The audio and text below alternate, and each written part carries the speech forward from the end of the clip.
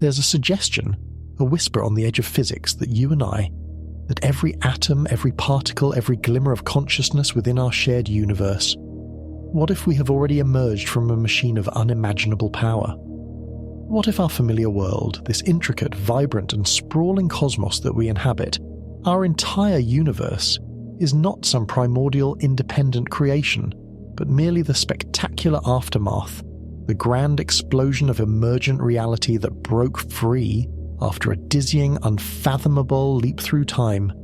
It is a suggestion so incredibly wild, so audacious in its scope, that it genuinely sounds like the most elaborate waking hallucination, a dream woven from stardust. And yet this profound and deeply unsettling notion is not plucked from the realms of speculative fiction or philosophical fancy. On the contrary, it is firmly rooted in the most rigorous, mathematically precise, and empirically tested science we possess. It arises directly from the very equations that describe the strangest, most enigmatic, and most powerful objects in all of creation.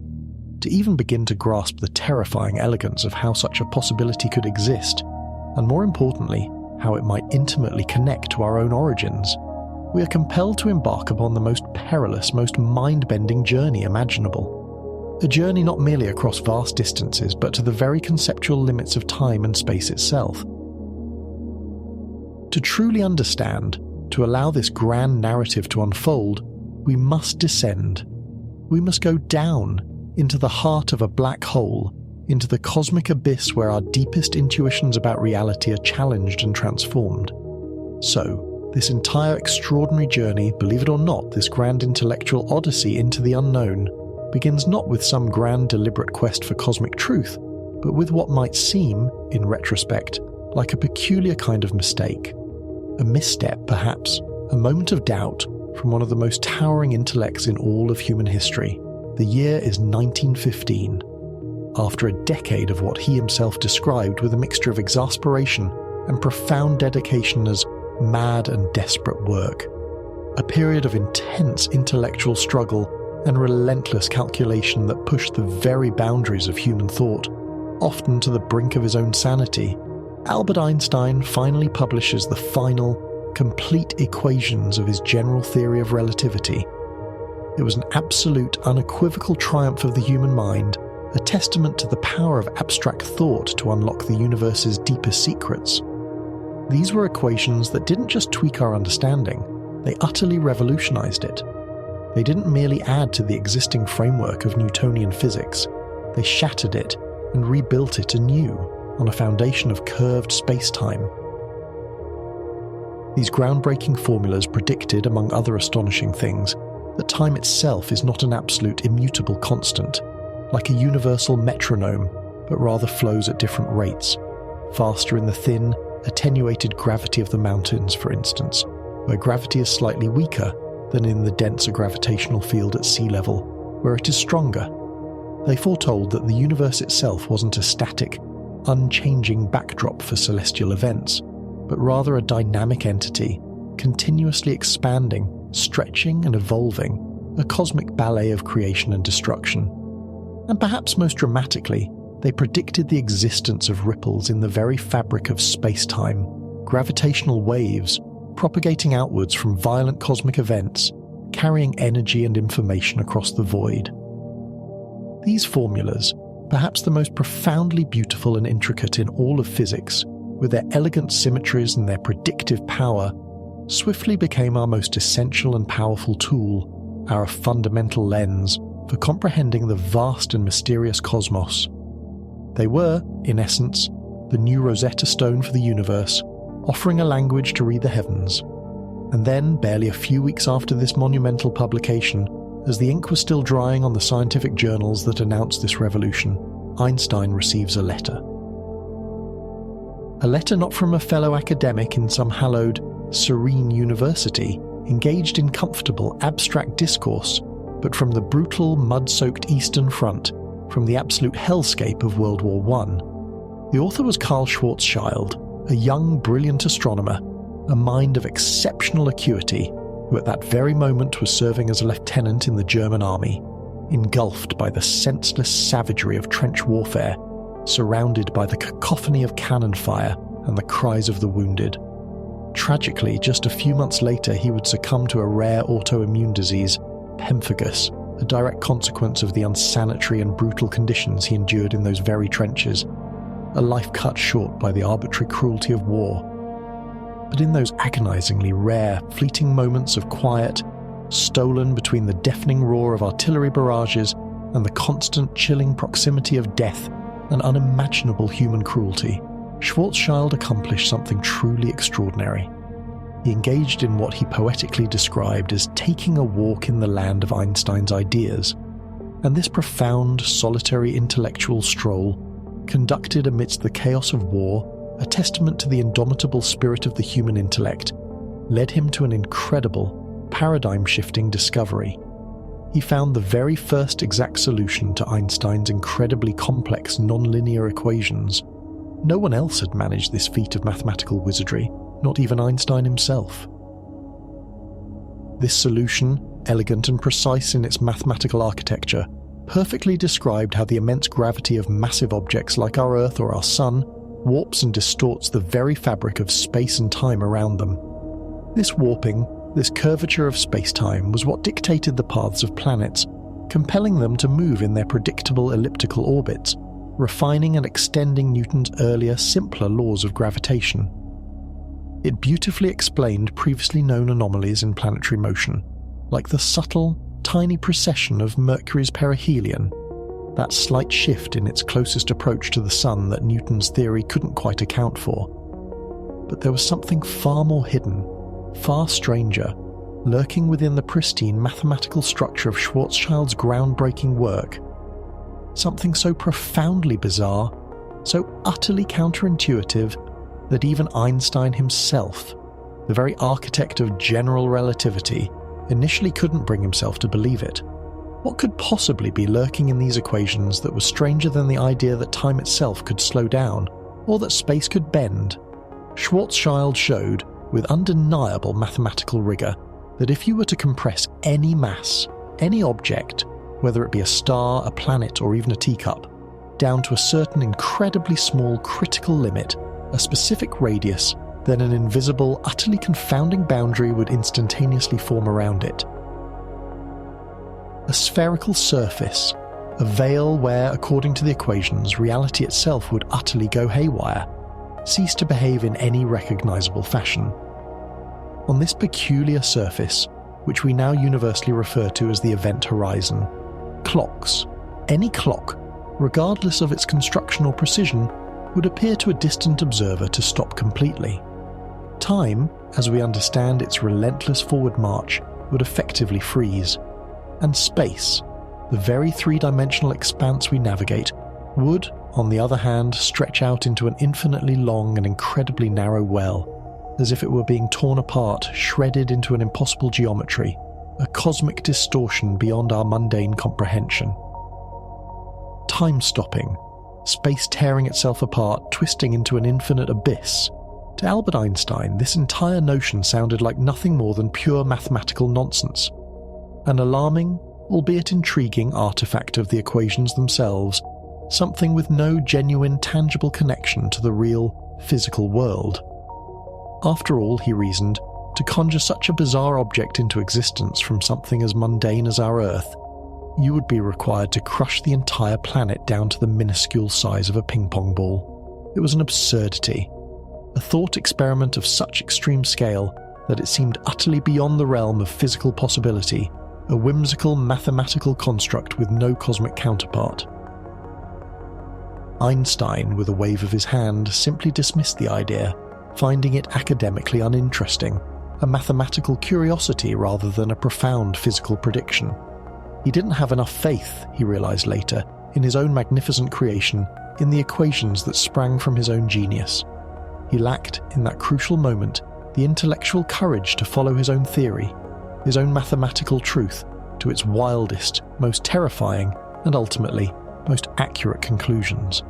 He was, as we now know with absolute certainty, profoundly wrong.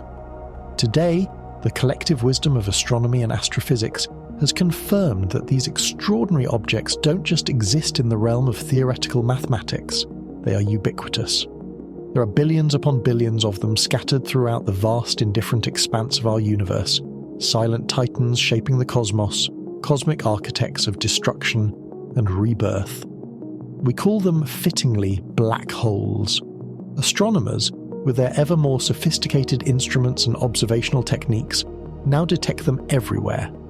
From the monstrous supermassive giants that anchor the very centres of galaxies, behemoths with masses equivalent to millions or even billions of our suns, stretching across regions larger than our entire solar system, their immense gravity controlling the destinies of countless stars, to the relatively modest stellar mass black holes, born from the spectacular and violent ashes of dead, colossal stars. When a very massive star, perhaps dozens of times the mass of our Sun, finally exhausts the precious nuclear fuel at its core, the fuel that for billions of years provided the outward pressure, the internal fire that fought a desperate, valiant battle against the star's own immense gravitational pull, that crucial fire within it finally extinguishes. And then, with no internal force left to resist, nothing, absolutely nothing, can hold back the crushing, relentless weight of its own immense mass. A monstrous gravitational force, an entity of raw power almost impossible for our minds to truly imagine, begins to inexorably crush the star.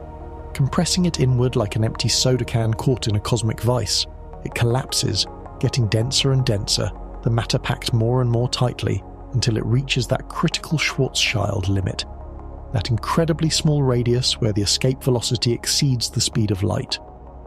Until the invisible, confounding horizon that Einstein, in his initial skepticism, didn't believe in, finally forms. In that final cataclysmic instant, a black hole is born, a cosmic leviathan awakening. We haven't just calculated their theoretical existence, piecing together their properties from the elegant logic of equations. We have, in a sense, even heard them, picking up their faint whispers across the cosmic silence. The story of their detection, though not immediately recognized as such, dates back surprisingly far. Back in 1928, long before the complex processes of stellar collapse and black hole formation were fully understood or even conceived in detail, the burgeoning Bell Telephone Company, always at the forefront of technological innovation, hired a brilliant young physicist named Carl Jansky. His assignment was seemingly mundane: to study the vexing problem of radio interference that plagued transcontinental telephone calls, disrupting vital communications. To accomplish this, Jansky meticulously constructed a truly enormous, 100-foot-long directional antenna, a colossal structure that his colleagues, with a touch of affectionate humour, nicknamed Jansky's merry-go-round, due to its ability to rotate and point in any direction. Amidst the expected crackle and hiss of thunderstorms, the incessant hum of industrial machinery, and the static from distant terrestrial radio broadcasts, Jansky picked up a peculiar, persistent and remarkably steady signal, a faint, almost imperceptible hiss, emanating not from the Earth, but unmistakably from space itself. He dedicated over a year of tireless observation and meticulous analysis to this enigmatic sound. The hiss, he noticed, would subtly wax and wane in intensity with a regular, almost precise 24-hour periodicity. His first, entirely logical thought was that the signal must be originating from our own sun, the dominant celestial body in our sky, its radio emissions changing with its rotation. But the devil, as is so often the case in scientific discovery, lay hidden in the details, in the subtle nuances. Continuing his painstaking observations, Jansky soon discerned that the period wasn't exactly 24 hours, but a tiny, almost imperceptible fraction less, precisely 23 hours and 56 minutes. That seemingly insignificant 4-minute difference was the crucial clue, the key to unlocking the cosmic mystery. It is, as any astronomer knows, the exact sidereal day, the precise amount of time it takes for the distant stars, not the sun, to complete a full circuit in the sky relative to Earth. The signal, Jansky realized, was definitively not coming from the sun. It was coming from much, much deeper space, from beyond our solar system, from the vast interstellar void. Pinpointing the precise direction with his sophisticated antenna, Jansky made an even more astonishing realization. The source of this quiet, persistent hiss was located at the very center of our own vast galaxy, the magnificent Milky Way. On May 15th, 1933, in a moment of unprecedented public engagement with cosmic discovery, millions of Americans gathered around their radios, held their breath, and listened live on NBC to this mysterious faint hiss from the stars. The announcer, clearly awestruck by the implications, commented with palpable reverence that a signal which had journeyed for 30,000 light-years across the immense galactic void must possess immense power, millions of times more powerful than any radio station on Earth. It was an early, profound glimpse into the incredible, terrifying power of the cosmos, a premonition of wonders yet to be fully understood. 90 years later, our understanding has advanced exponentially, thanks, in no small part, to those very same equations that Albert Einstein had so painstakingly laboured on, equations that now guide our exploration of the extreme universe. We now know, with a chilling clarity, precisely what that persistent hiss was. It was not a cosmic broadcast, but the dying, agonizing scream of matter itself. Gas and dust, pulled from surrounding stars and nebulae by an irresistible gravitational embrace, superheated to unimaginable temperatures, glowing white-hot as they accelerate to near-light speed, violently swirling in a gigantic, incandescent vortex. This maelstrom of destruction occurs just moments before this matter is inevitably stretched, shredded, and finally disappears forever into the insatiable maw of a colossal black hole, a supermassive leviathan lurking at the very center of our galaxy. This monstrous entity, known to astronomers as Sagittarius A, possesses a staggering mass equivalent to 4 million of our suns, condensed into a surprisingly compact region of space, a gravitational well of unimaginable depth. Today, thanks to the revolutionary Event Horizon Telescope collaboration, a network of observatories spanning the globe, astronomers have even managed to achieve the seemingly impossible. They have taken a picture of its shadow. We can visually discern this fiery incandescent whirlpool of superheated plasma, violently churning around an unseen abyss, and right in its very heart, perfectly silhouetted against the swirling light, a small, perfectly black disk. That, my friends, is the event horizon. It is the absolute edge of the visible world, the ultimate boundary of our directly observable universe. And for us, for this journey, it represents our entry point, the threshold into the most profound mysteries that lie beyond, inviting us to peer into the unknown. All right, so here we are, metaphorically speaking, soaring silently toward this ultimate threshold, to the event horizon, that enigmatic, invisible line in the cosmic sand. What precisely happens at this boundary, this point of no return, beyond which matter is subjected to such unimaginable forces that its agony can be heard 30,000 light-years away across the galaxy? It took physicists decades of intense debate, theoretical conjecture, and mathematical struggle to truly untangle this knot of cosmic confusion, to reconcile conflicting interpretations. And the initial confusion, the intellectual quagmire, was massive, a testament to the utterly counterintuitive nature of this phenomenon, which defied all conventional understanding of space and time. From the perspective of a distant observer safely ensconced millions of light-years away, watching through a powerful telescope, let's imagine we are that observer, gazing across the cosmic void. Everything unfolds exactly as Schwarzschild's original calculations so chillingly predicted. Time appears to freeze. If we were to observe a hypothetical spaceship bravely or foolishly, flying directly toward a black hole, through our advanced optical or radio telescope, we would witness the ticking of its onboard clocks slow down, perceptibly, then dramatically. The closer that intrepid vessel approaches the event horizon, the slower its entire existence seems to flow for us, the remote onlookers. Its movements would become increasingly syrupy, as if trapped in an infinitely drawn-out slow-motion sequence, each action taking longer and longer to complete.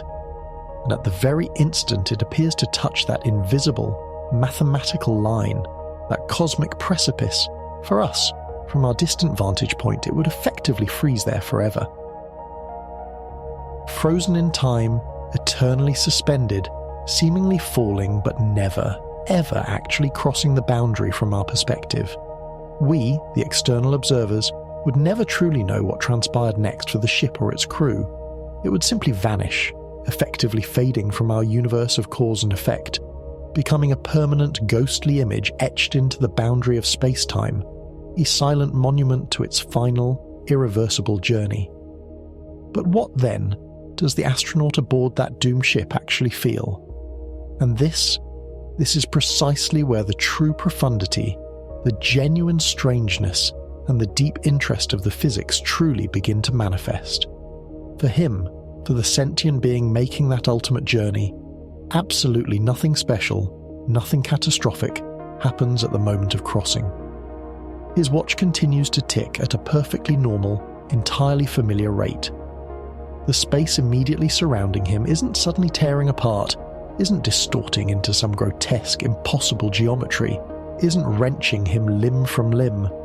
He just crosses an invisible line, a conceptual demarcation, much like a ship at sea, sailing serenely across the Earth's horizon, oblivious to the fact that it has passed a conceptual boundary on a flat map. The only immediate profound change he would experience is the sudden, terrifying realization that he can no longer send us, the distant observers, any kind of message.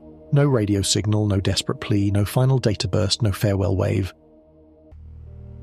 He couldn't even shine a powerful flashlight back at us because the gravitational pull just inside the horizon is so unbelievably immense, so utterly all-consuming that it traps everything within its grasp, even light itself. There is quite simply no way back. The path ahead is one way, irreversible, a journey into absolute cosmic solitude. How can that be? How can time simultaneously stop from one perspective, and yet, from another, equally valid perspective, continue its normal, relentless march forward? This entire conceptual mess, this deep philosophical and scientific conundrum, arose from a fundamental error made by many early scientists. They took the mathematical map, Schwarzschild's solution, far too literally. Imagine for a moment an old-school flat map of the world. On such a map, the equator might be depicted as the literal physical edge of the Earth. For someone looking at that two-dimensional representation, it would seem undeniably true that the world simply ends at the equator, that beyond that line there is nothing but an abyss. But you and I, living on a spherical planet, know intuitively that this is fundamentally not true. The world continues, curves, and extends far beyond that artificial boundary on a flat piece of paper. It's simply that a flat piece of paper, a two-dimensional projection, is inherently incapable of perfectly representing a spherical three-dimensional surface without introducing distortions, without creating misleading edges. In precisely the same way, a simple two-dimensional mathematical map cannot perfectly comprehensively describe the incredibly complex, warped, and dynamic four-dimensional fabric of space-time around a black hole. Einstein himself, along with dozens of other brilliant scientists for decades, made this very same subtle but profound mistake.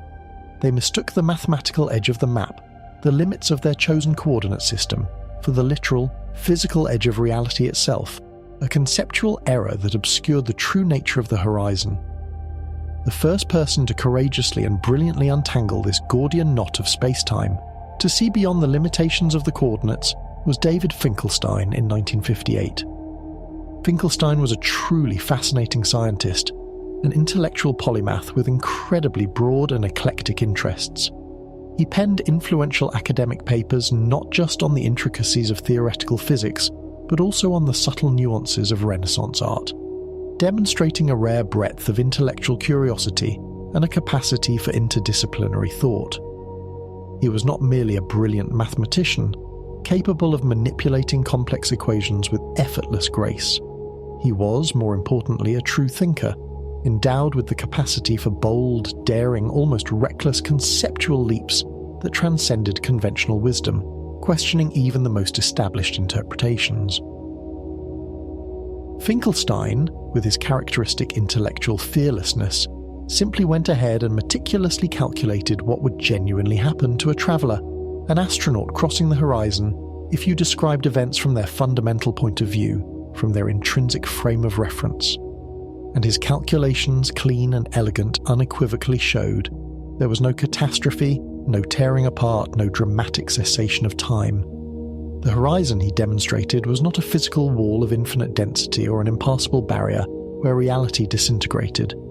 It was, rather, a subtle, yet absolute point of no return. A boundary that, once crossed, means all future paths lead inevitably inward, towards the heart of the black hole. But there is one absolutely fundamental, profound difference from our earlier analogy of a simple sea voyage. If our astronaut, after hovering for a moment tantalizingly near the event horizon, decided against all odds to engage his powerful engines and attempt to turn back, to return to the familiar comfort of Earth, he would make a truly shocking discovery. For him, in his subjective frame of reference, only a few hours, perhaps a few days, might have comfortably passed. Yet, back on Earth, his home planet, years, decades, or even entire centuries could have silently, relentlessly gone by. And this, crucially, is not an illusion, not some trick of perception or an optical effect. It is a real, physical distortion of time itself. This phenomenon, known as gravitational time dilation, is a direct consequence of Einstein's theory. Gravity literally slows down the passage of time. The stronger the gravitational field, the slower time flows, like a cosmic syrup. This is the very essence of the warping of spacetime that Einstein so famously described, a deep curvature that affects not just space, but time as well. There is, quite simply, less time contained, less temporal duration near the incredibly strong gravitational field of the horizon than there is far away from it, in the weaker gravitational embrace of distant space. Time itself becomes more compressed, more dense, in the presence of immense gravity.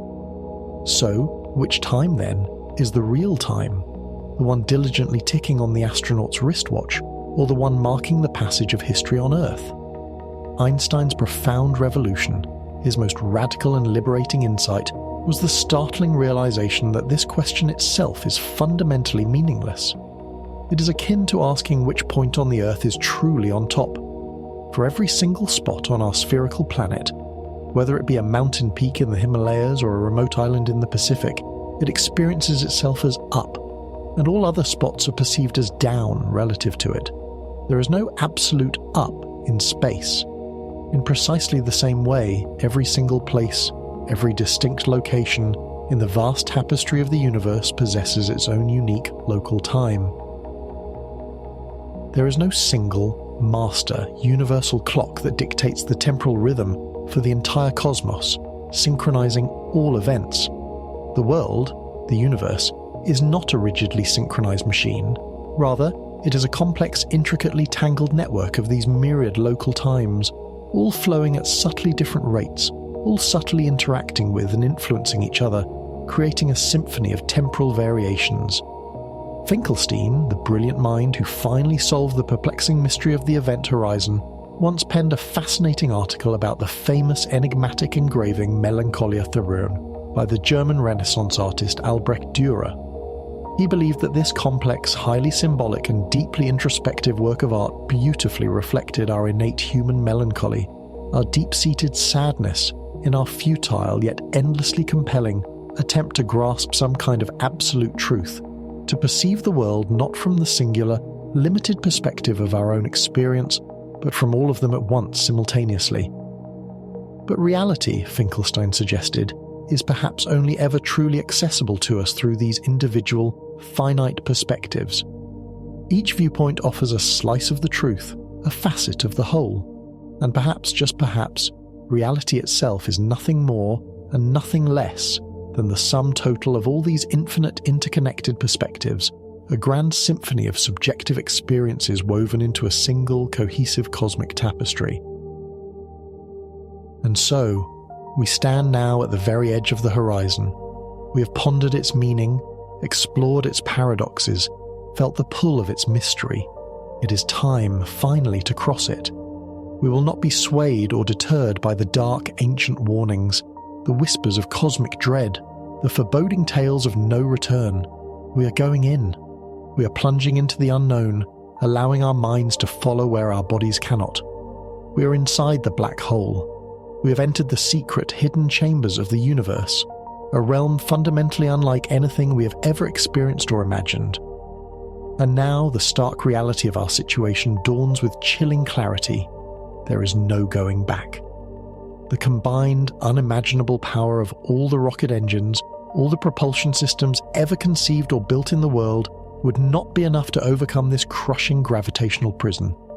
The escape velocity here is greater than the speed of light itself. From this moment onward, our trajectory, our very destiny, can only be in one direction, inexorably downward, toward the center, toward the inevitable, towards a future that is singular and inescapable. The space within this cosmic abyss, much like the space outside, still possesses a spherical geometry. We are still surrounded by what appears to be a curved three-dimensional expanse, but with one profoundly diabolical difference.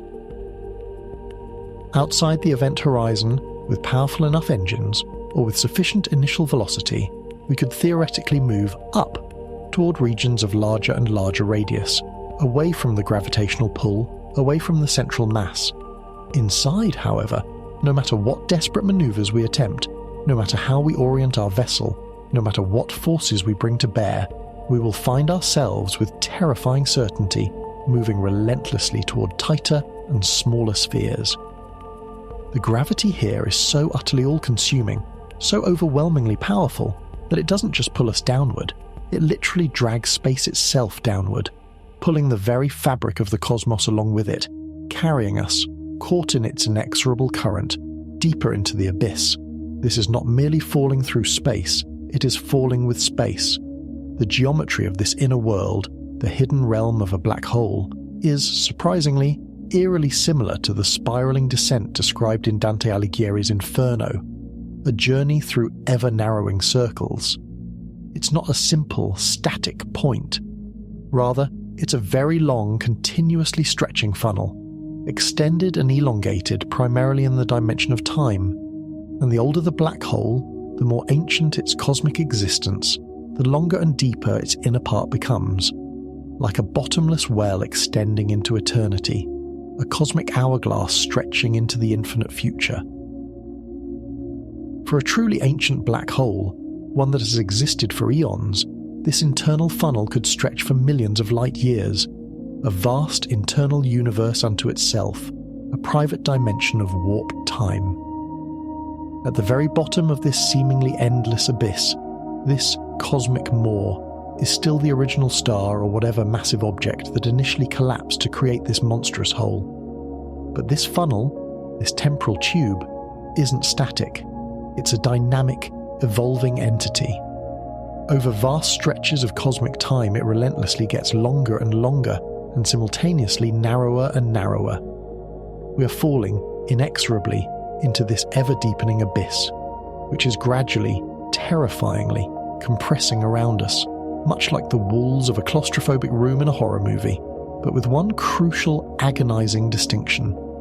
We can never, ever actually reach the bottom. The journey is eternal, the compression relentless. How do we know all this? This is the fundamental question that naturally arises. How can we speak with such intricate detail about the inner workings of an object from which no one, not a single intrepid explorer, has ever returned to tell the tale?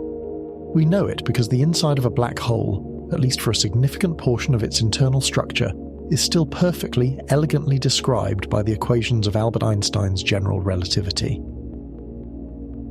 These equations, honed by decades of observation and theoretical refinement, remain our most powerful tool for understanding gravity on cosmic scales, and as long as we have no compelling, verifiable reason to doubt the profound accuracy and predictive power of these equations in this particular regime, we trust them implicitly, we follow their cold mathematical logic, just as Dante Alighieri, in his epic descent, trusted his wise and steadfast guide, the poet Virgil, as he led him deeper and deeper into the blind, terrifying world of the underworld, relying on his wisdom to navigate the darkness. But sooner or later, as any journey into the unknown progresses, any guide, no matter how wise or infallible, eventually falls silent. Sooner or later we will inevitably reach a domain, a conceptual boundary, where even the most robust and well-established theories, the very foundations of our understanding, begin to fray, to break down, to yield nonsensical results. In the very deepest, most extreme regions into which we are falling, the distortion of space-time, the curvature of reality, becomes so utterly extreme, so unfathomable, that the subtle, yet powerful effects of quantum mechanics must, by all logical necessity, come into play. The rules that govern the infinitesimally small must finally assert their dominance. And here lies the critical limitation. Einstein's beautiful classical equations designed for the macroscopic world of planets and stars simply do not account for these quantum phenomena, for the granular nature of reality at its most fundamental level. In these utterly profound sub-Planckian regions, our reliable guide, the theory of general relativity, goes quiet. It offers no further coherent answers, no clear path forward. We are absolutely certain that at some point Einstein's equations must fundamentally fail, because if we were to follow them blindly, pushing them to their ultimate logical conclusion, they predict absolute madness, an infinite distortion of geometry, an infinitely dense point, a so-called singularity, a point where all known physical quantities, density, space-time curvature, gravitational force, become literally infinite. At this point, Einstein's theory, our faithful and previously unfailing guide, is no longer of any help whatsoever. It simply breaks, unable to describe the physics of such an extreme state. And right here, in this moment of theoretical breakdown, lies the key, subtle detail that confused, perplexed, and ultimately stymied the majority of scientists for many decades. A detail whose eventual clarification, whose brilliant elucidation, became the absolute key to unlocking the entire, profound mystery of black holes and their potential fate. It seems utterly natural, almost instinctively correct, to assume that the strangest, most extreme, and most theoretically challenging things, the singularity itself, would occur at the very bottom of the funnel, at its precise, geometric center. This intuition stems from our everyday experience of falling objects hitting a solid floor, but that, it turns out, is simply not the case. At the geometric center of this deep, time-stretched funnel, we would conceptually find nothing more than the falling remnants of the star that originally collapsed, still on its way. The singularity, that point of infinite density and curvature, is not there. It is not a place in the usual sense. How can that be? If the black hole is very old, if it has been drawing in matter and stretching time for eons, shouldn't the star at its core have long since completed its fall, its final compression into a point? Hasn't an immense amount of time, from an external perspective, passed since its initial collapse? Yes, this is true, but the star, from its own internal perspective, subject to the extreme time dilation of the black hole, compresses to this infinitely dense point in an incredibly short period of its own proper time. For it, time has slowed to an almost inconceivable crawl, and for it, down there at the bottom of the funnel, the flow of time has slowed to a monstrous, almost inconceivable degree due to the extreme gravity. Outside, millions of years, billions of years may have passed, but for the collapsing star itself, only fractions of a second, perhaps milliseconds, have gone by.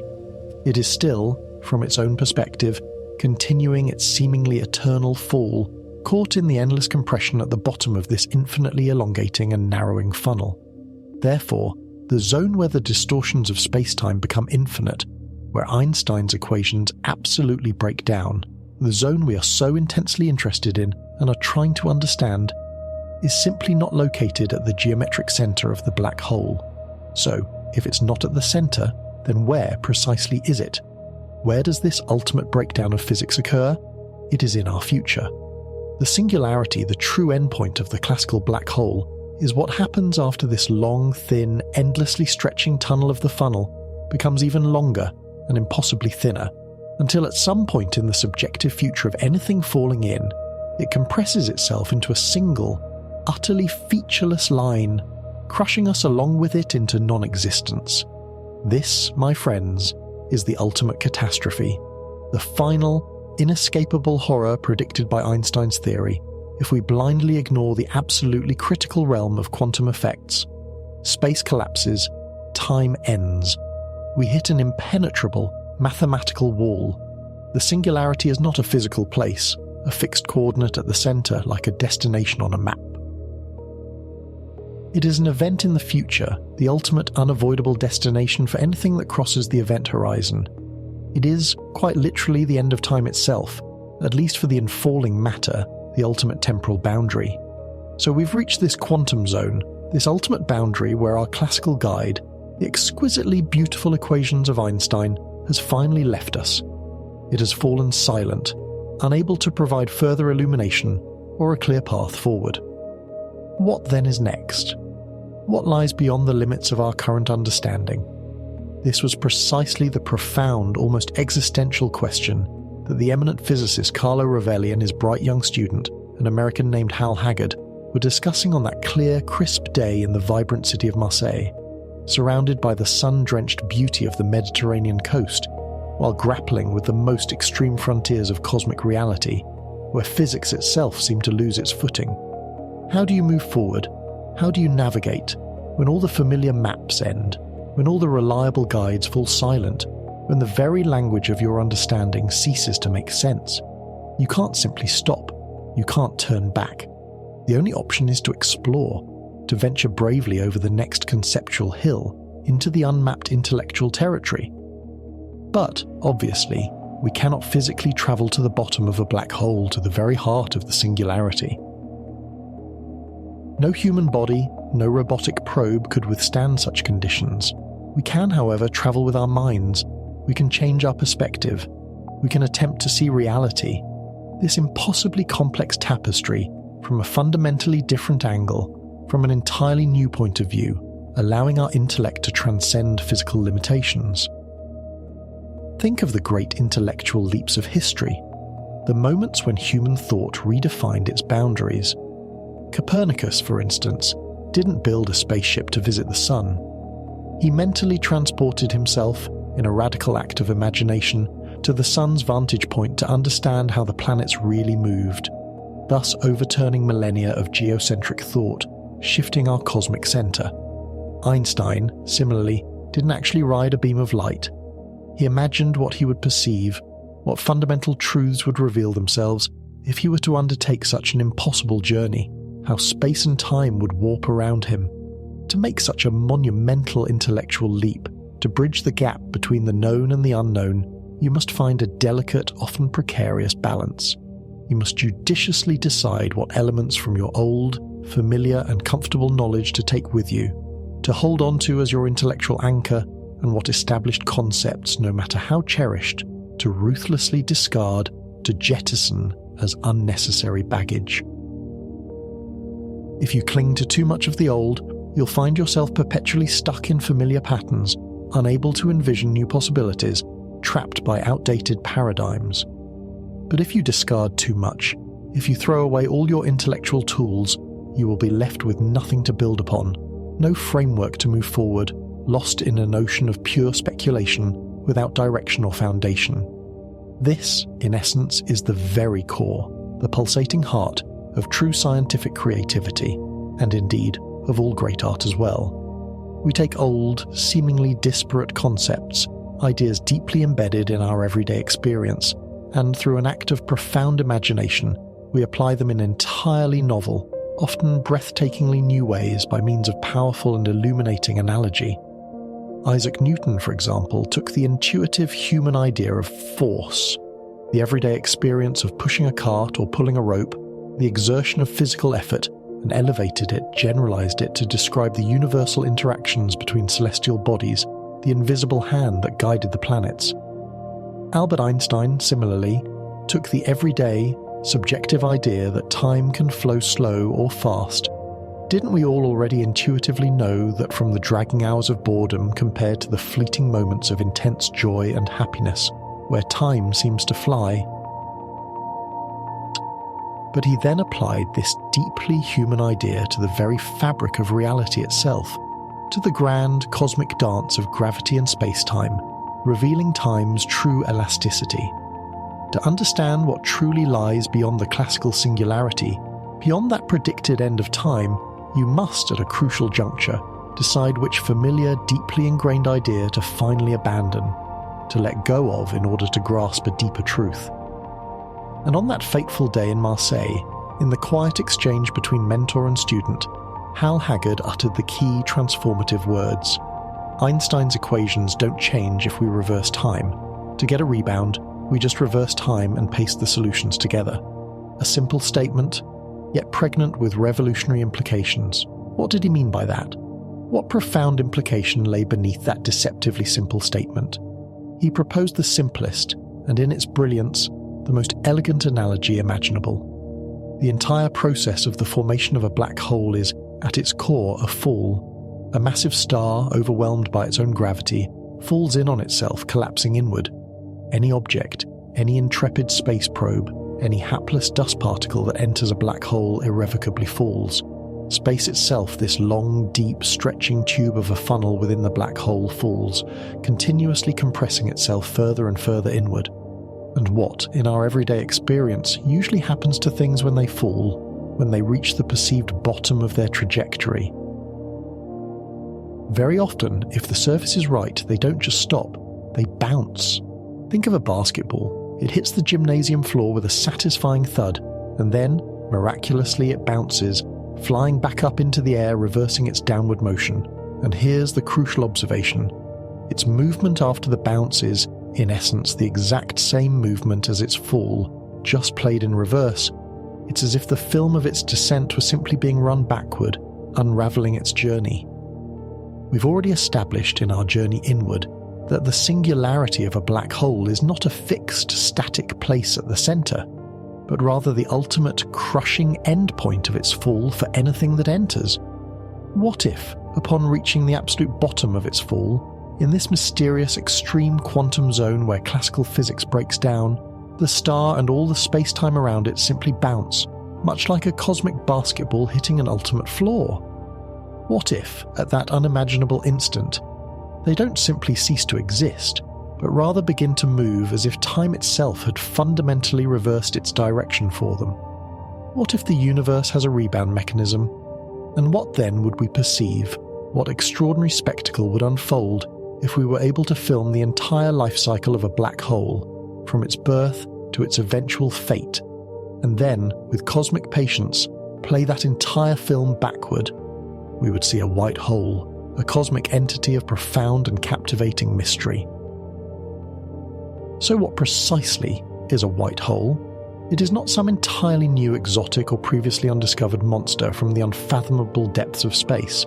It is not a novel, independent solution to Einstein's equations that requires brand new physics, a completely separate cosmic object.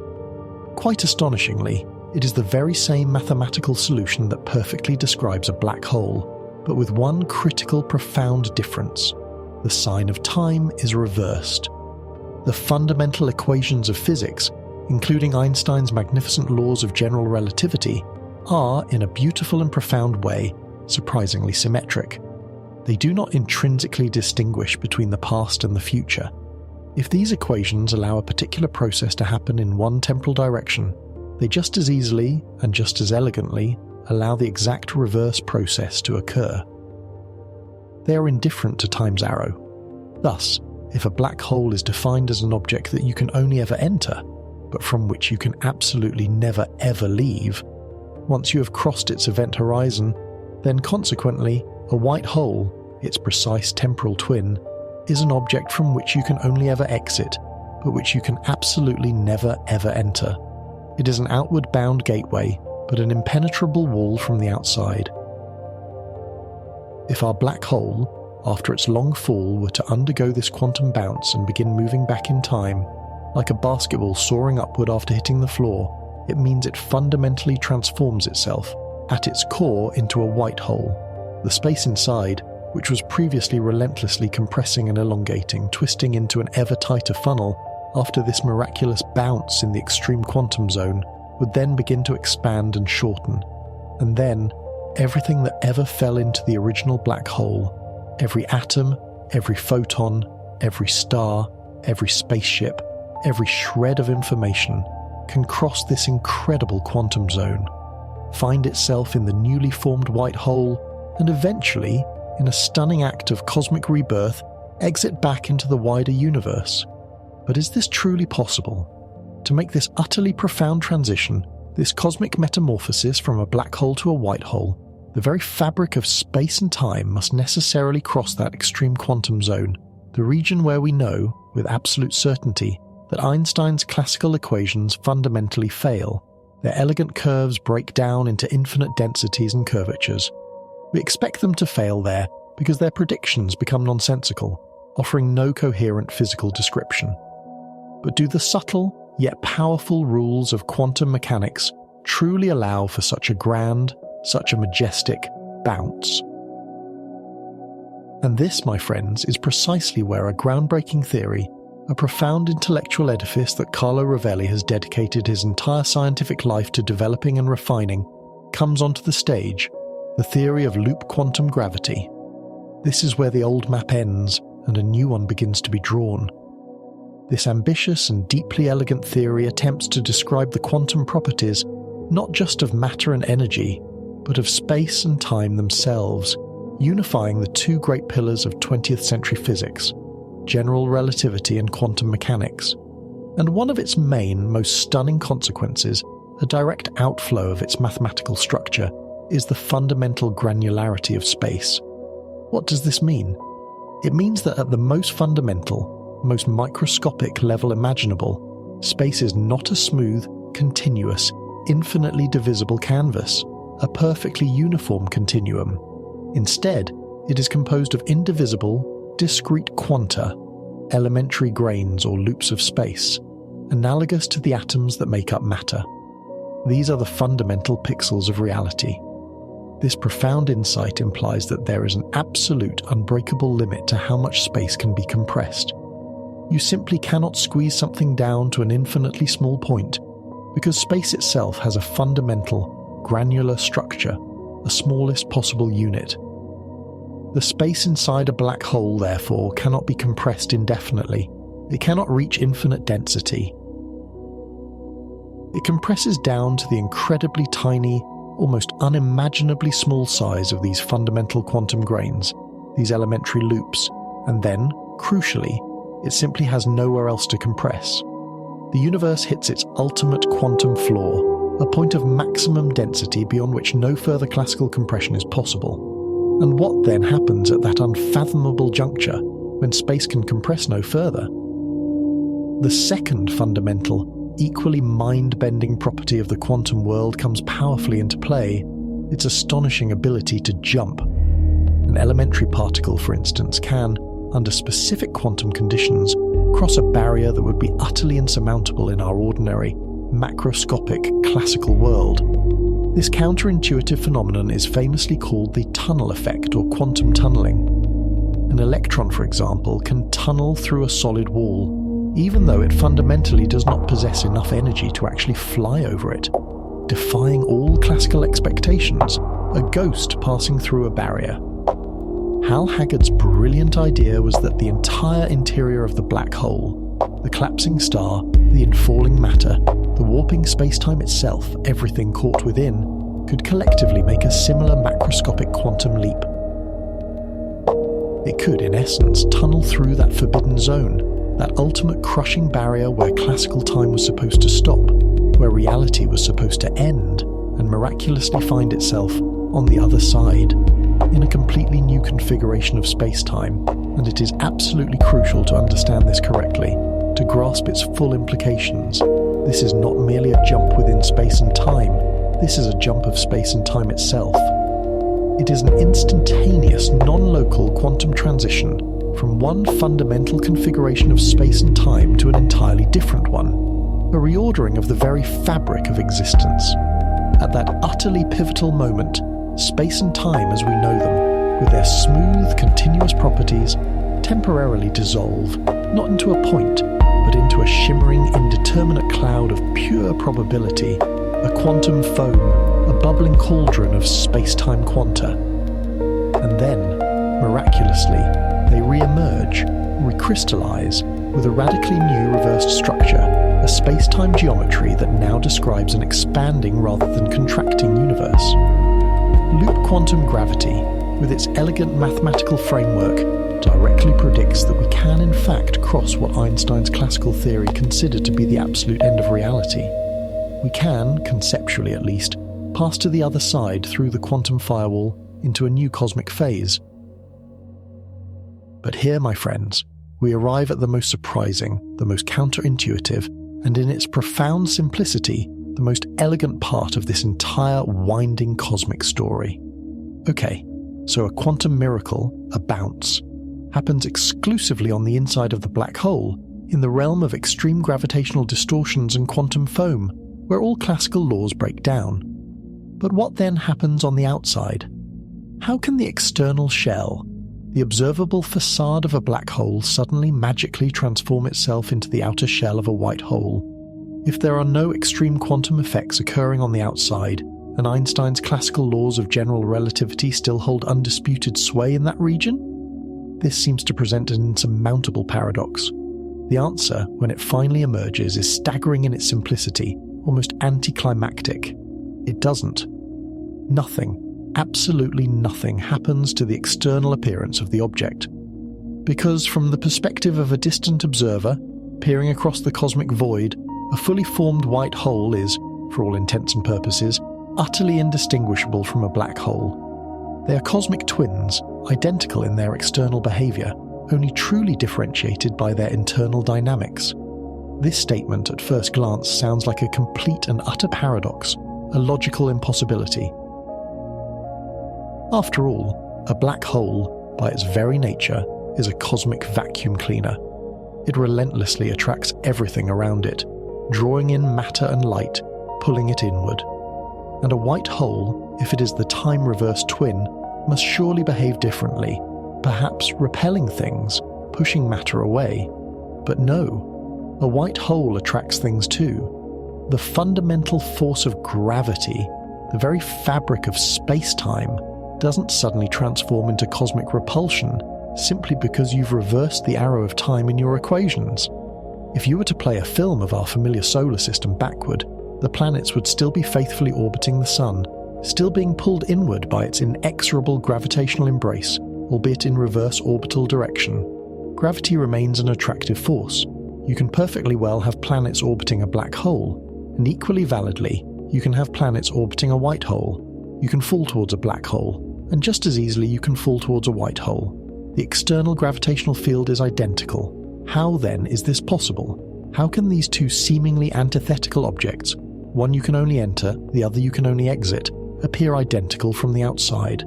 This is precisely where the incredible architectural magic, the profound and intricate beauty of general relativity, truly lies.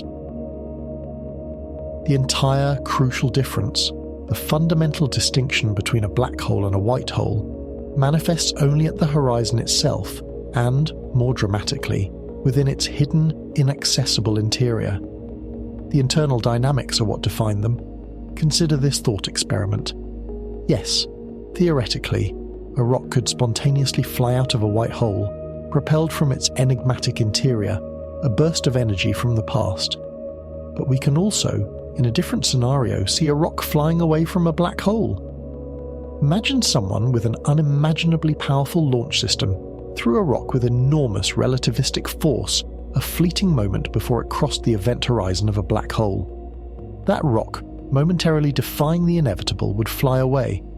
But for us, the distant observers, because of the monstrous, almost infinite time dilation that occurs precisely near the event horizon, that flight, that desperate escape, would only begin to unfold, to become visible, after a very, very long subjective time for us. We would see it slowly, agonizingly, seemingly emerging from the vicinity of the black hole, its movement stretched out over eons, almost frozen in motion. And conversely, consider a rock falling towards a white hole. It fundamentally cannot cross its horizon, as a white hole is an exit-only zone. Nothing can enter. But once again, you and I, as distant observers, will never actually see a rock cross the horizon of a black hole either. We will only ever see it getting infinitely close to it, frozen in time, its descent stretched across eternity, we would observe precisely the same visual phenomenon in the case of a white hole. The only conceptual difference is that the rock falling towards a white hole would, eventually, due to the outward flow of matter from its interior, collide with the matter that's coming out of it.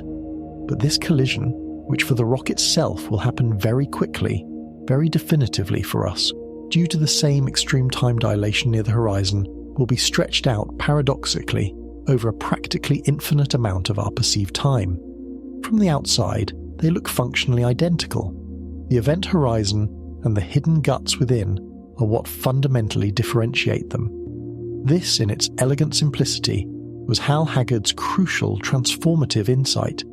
It meant that the quantum tunnel transition, the miraculous bounce, could happen exclusively on the inside, in the region where spacetime distortions are astronomically huge and quantum effects are absolutely dominant, while on the outside everything would appear smooth, continuous, and would continue to flawlessly obey the classical theory of Einstein. The mathematical solution describing the black hole and the mathematical solution describing the white hole could simply be glued together seamlessly on the outside without violating any of Einstein's equations. The profound violation, the realm where new physics takes over, happens only where we inherently expected it to, in the very deepest, most extreme depths, in the quantum zone of the singularity. The pieces of the cosmic puzzle click together with satisfying precision.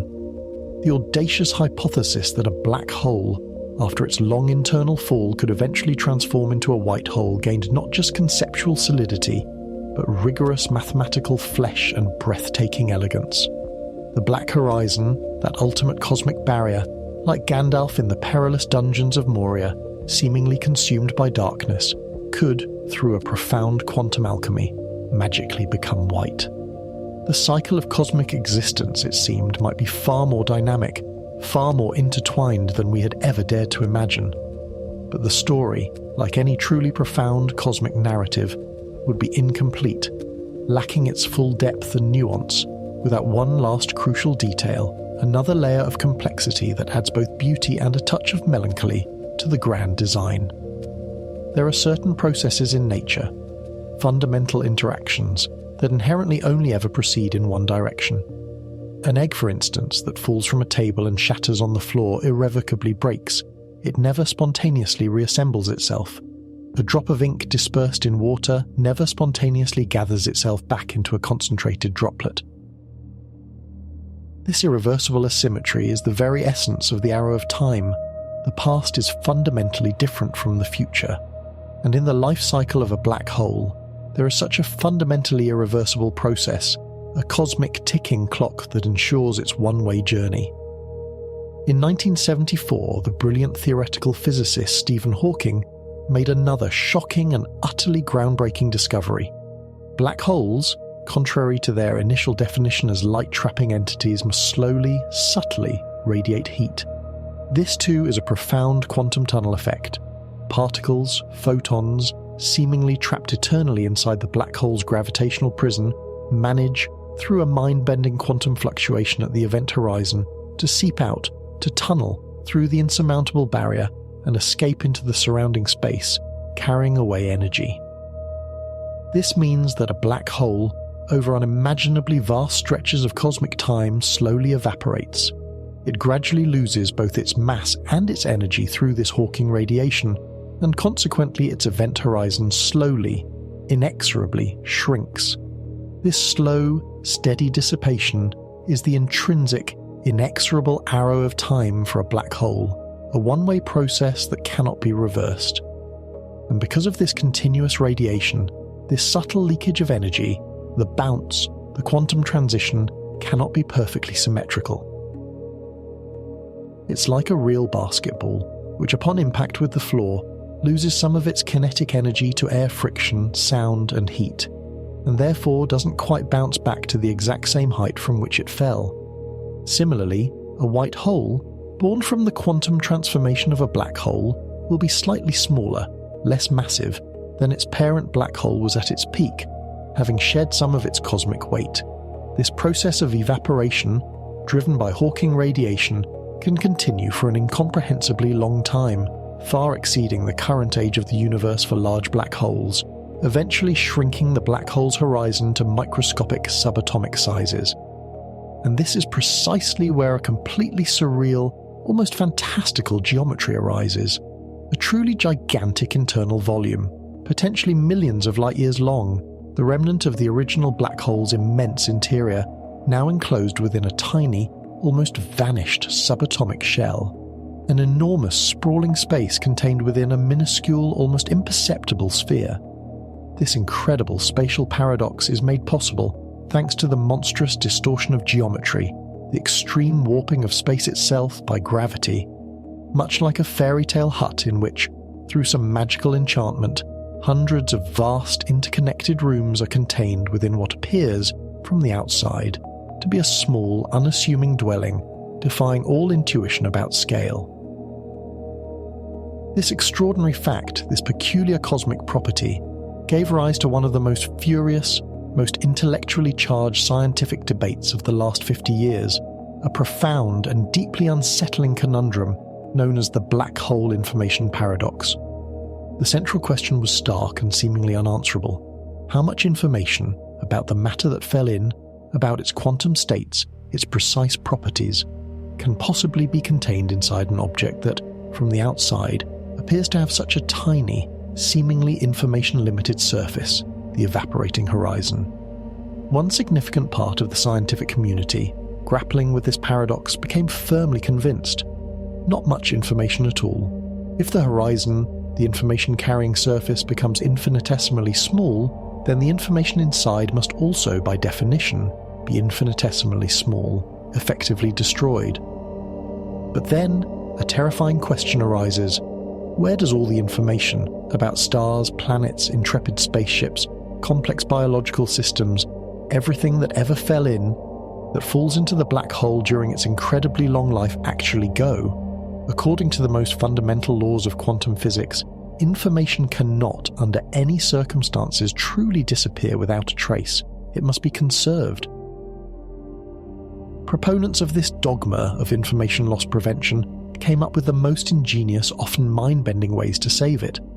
Perhaps it's somehow cleverly encrypted, written in some subtle, quantum code in the Hawking radiation itself, a cosmic cipher that is incredibly difficult to decipher. Or are there some invisible exotic wormholes, or other topological shortcuts connecting the hidden guts of the whole with the outside world, allowing information to bypass the seemingly impenetrable barrier and escape through another dimension?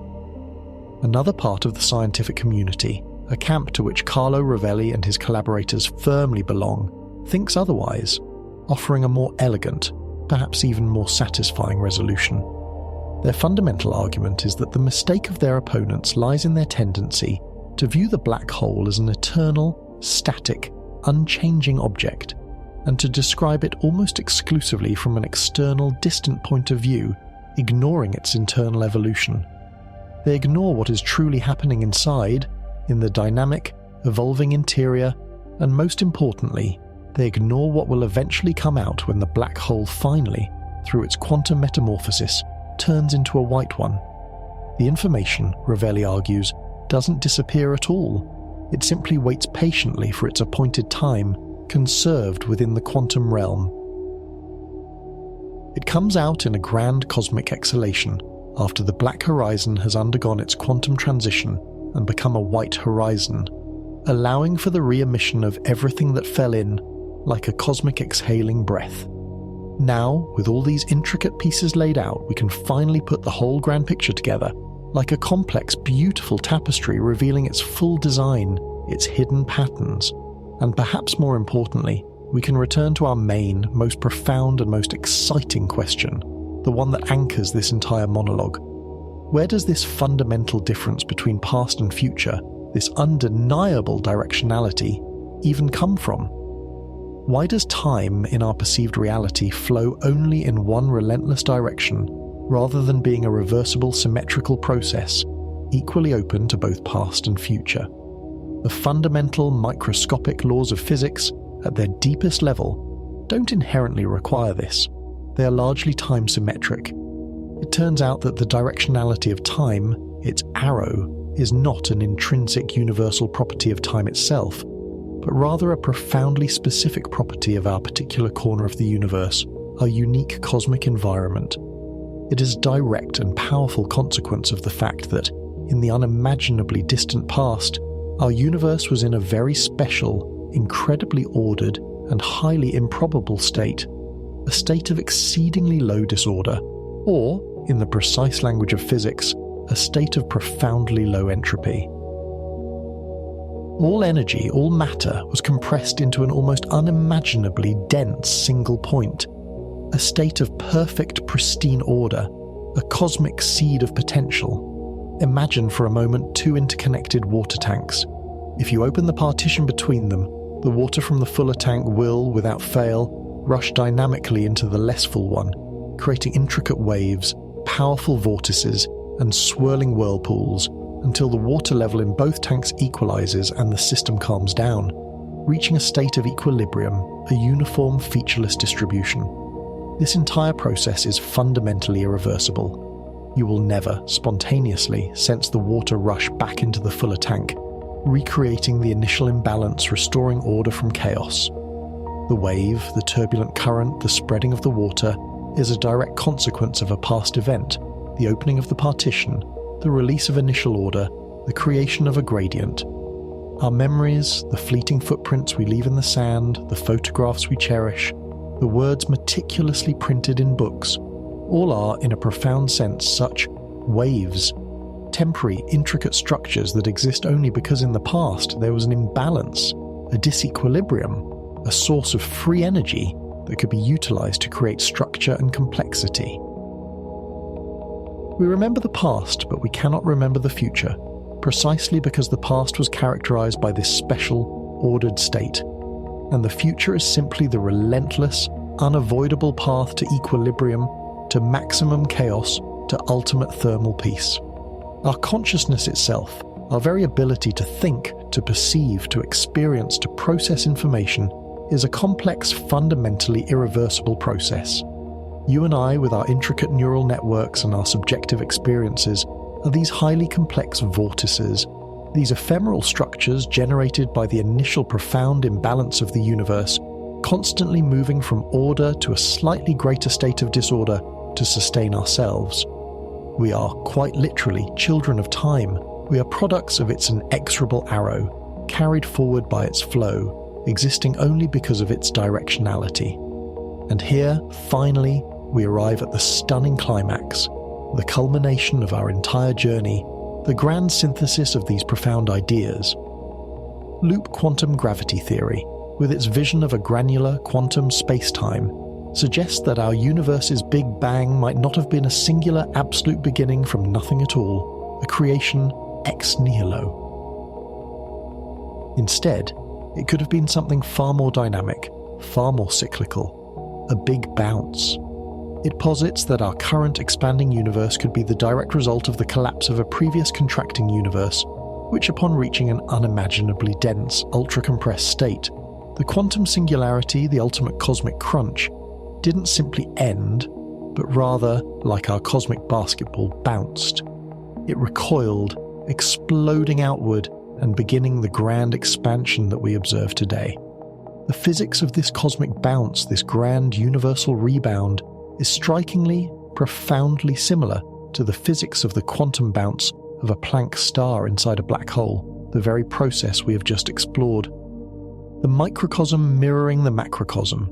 And that, my friends, leads to the most mind-bending, the most profound conclusion of all, that our entire universe, this magnificent sprawling cosmos that we call home, could be, at its very core, one gigantic white hole.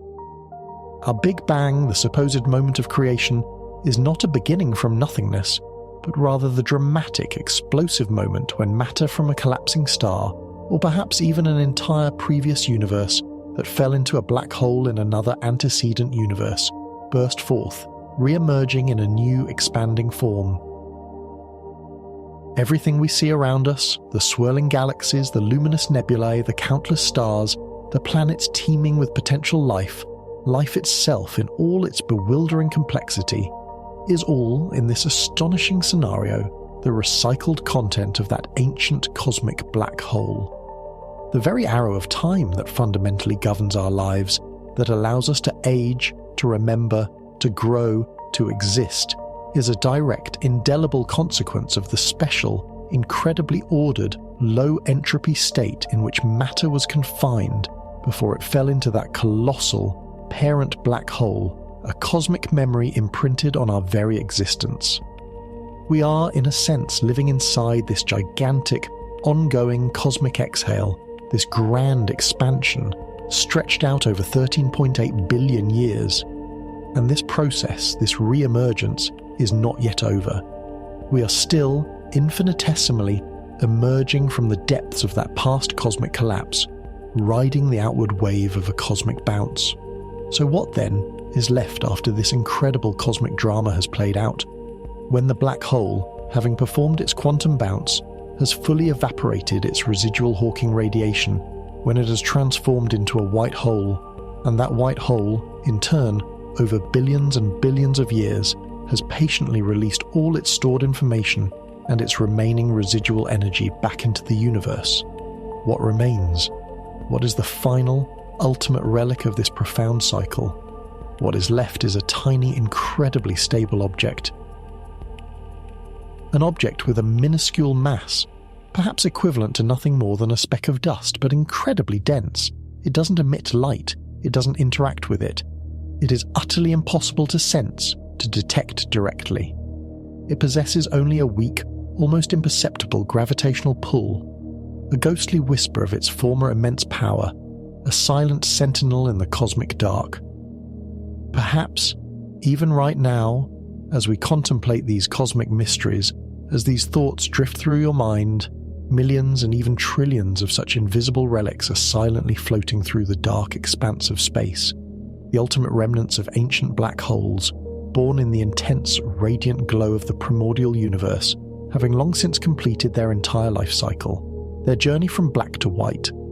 And maybe, just maybe, these incredibly elusive, almost undetectable cosmic entities are the very source of the mysterious dark matter, the enigmatic substance that astronomers have been tirelessly hunting for decades, whose invisible gravitational influence shapes the very structure of our galaxies and the cosmos at large, a silent scaffolding of the universe, waiting to be identified. By studying white holes, by daring to imagine their existence and their profound connection to black holes, we are not merely studying some exotic, far-flung cosmic object, an isolated curiosity of the universe, detached from our own story. We are, in a profound and deeply humbling sense, looking into a cosmic mirror, trying to discern our own true origin, to understand the deeper genesis of this reality we inhabit. We are not external, detached observers of this world, watching from a safe distance. We are an integral, inseparable part of it. We are dynamic processes, ourselves guided by the same fundamental forces that shape the stars, subject to the same cosmic laws that dictate the fate of galaxies, a part of the grand, unfolding cosmic narrative, and our ceaseless search for answers, our insatiable curiosity, our very act of intellectual inquiry, is perhaps just the universe's own magnificent ongoing way of getting to know itself, of unravelling its own mysteries, of becoming aware of its own astounding existence through us. Maybe the main question, the most crucial query, is not whether white holes exist somewhere out there in the distant, unexplored sky. Maybe the real, profound question, the one that should echo deepest in our souls as we drift into the quietude of sleep, is whether we, in our limited yet wondrous perception, can ever truly realize that we are, in this very moment, already inside one of them. Allow these thoughts to gently settle, to merge with the quiet rhythm of your breath. Sweet dreams, seekers of cosmic truth, as you journey into the deeper mysteries of consciousness and the universe.